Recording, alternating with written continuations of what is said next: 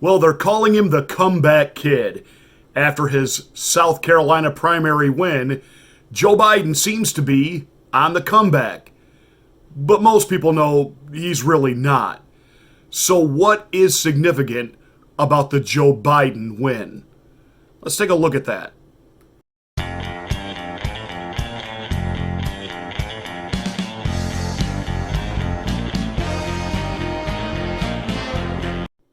Does the Joe Biden primary win mean that he's now viable, that he's got this thing, that he's regained his faculty, that he's no longer suffering from dementia, that his gaffes are over, that he can actually string together coherent sentences, ignite the party, and get everybody excited?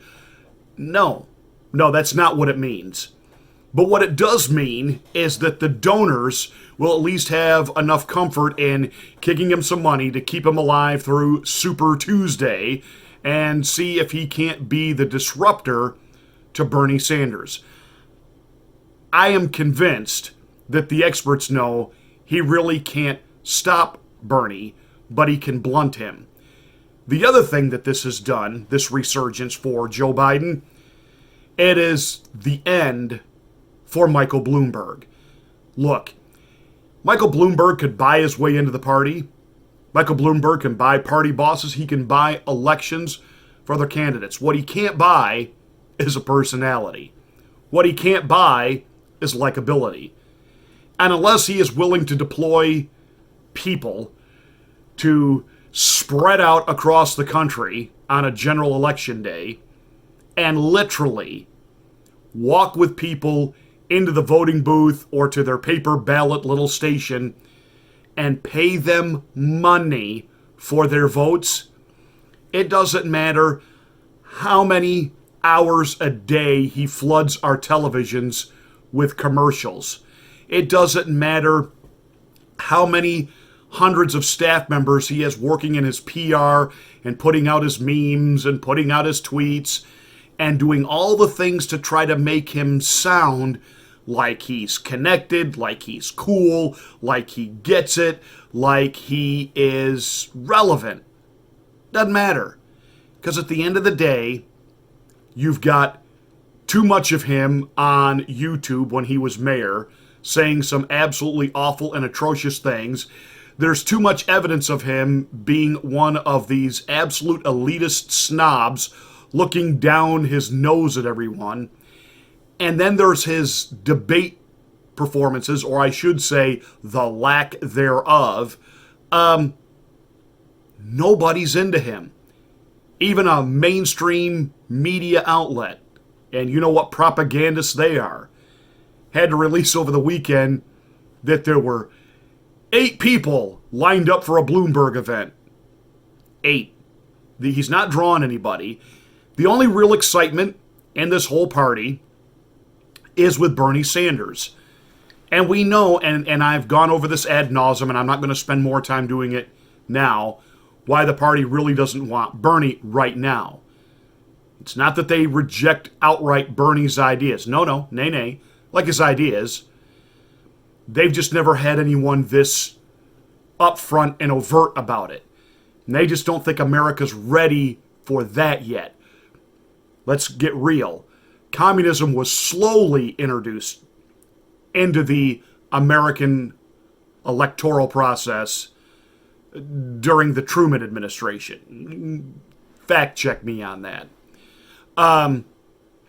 We got a little bit more comfortable with the socialistic ideals, a little bit more comfortable under the guy who, I'm moderate, I'll middle of the road, I'm common sense, Bill Clinton. We got a lot more socialism under Barack Obama. But again, Obama had some personality and some charisma and could pull it off. Bernie Sanders just comes across as arrogant and, me honeymooning in Russia and saying nice things about Russia. Yeah, Donald Trump can make mincemeat out of me during the general election. So they've got to blunt Bernie. The party bosses know Joe Biden can't pull this off. But what he can do is make a wreck of everything and Joe Biden is really good at that, so that they can pick who they want at the convention.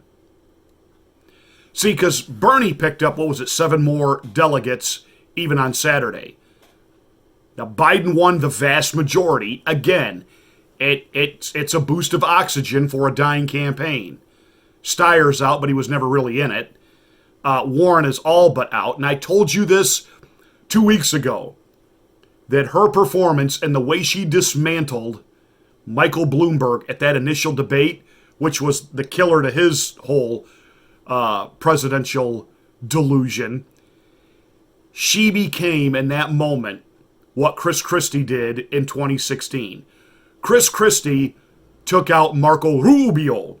I mean, Chris Christie just absolutely destroyed any hope that Rubio had of becoming the nominee.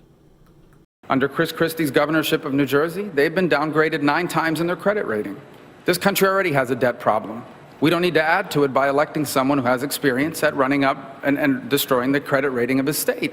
But I would add this: let's dispel with this fiction that Barack Obama doesn't know what he's doing. He knows exactly what he's doing. He is trying to change this country. He wants America to become more like the rest of the world. We don't want to be like the rest of the world. We want to be the United States of America. And when I'm elected president, this will become, once again, the single greatest nation in the history of the world, not the disaster Barack Obama has imposed upon us. You see, everybody, I want the people at home to think about this. That's what Washington, D.C. does.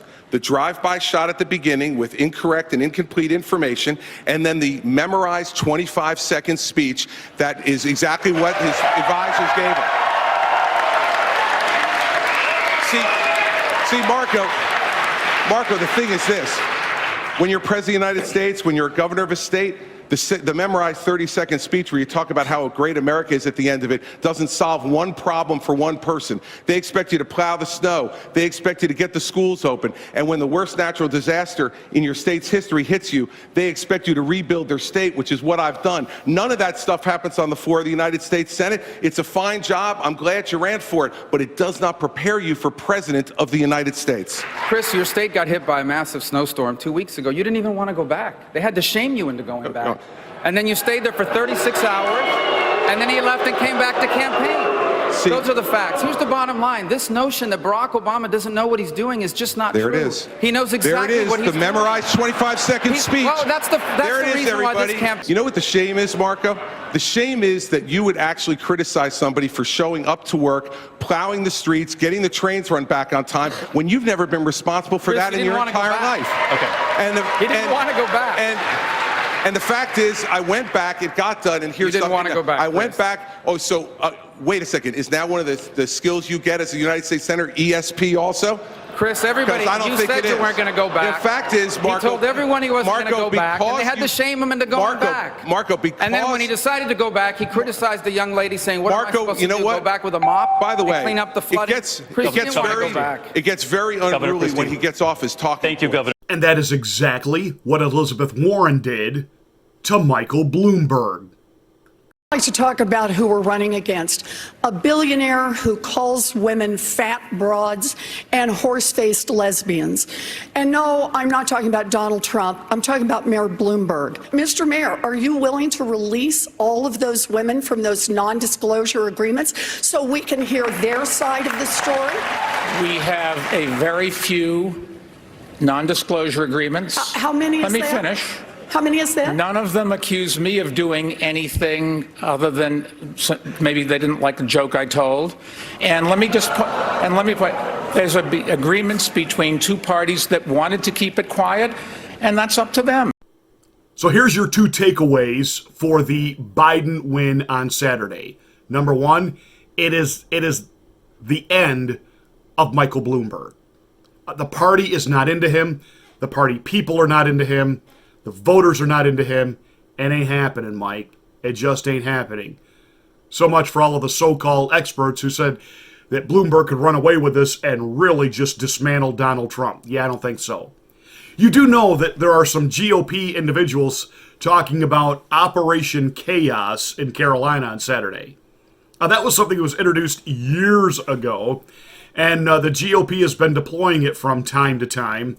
during these primaries where you don't necessarily have to be a member of that party to vote in their primary to get the candidate you want. You know, Joe Biden has said, Donald Trump doesn't want to run against me. Donald Trump doesn't want to run against me. Yes, he does. He wants to run against you and Biden. Or, I'm sorry, you and Hunter. That's exactly who he wants to run against. And he'll do great against Bernie because there's a definite, clear contrast between capitalism and communism. Trump will win that argument hands down. But if you ask me who he really wants to run against, he wants to run against Joe Biden. And it's not just because he knows he can beat Joe, which he can. President Trump wants to expose and have dealt with the Washington establishment corruption. And if he runs against Joe Biden, the whole Ukraine, the whole Hunter Biden and making his millions of dollars for doing nothing, being an expert at nothing, it all comes into play. It means investigations. It means reporting. It means other Biden dirt on his connections in China. And now we have a deadly virus coming out of China. It all comes together in the media. You better believe President Trump would love to run against that. But it means Michael Bloomberg is done and Bernie is blunted. That's the takeaway from the Joe Biden victory. It's not much of a victory party, Joe. Sorry. But I guess the good news is because you have dementia, you won't remember any of this next week anyway. Hey, that's it for this rant. Thank you so much for watching. Make sure you give us a thumbs up, like this rant.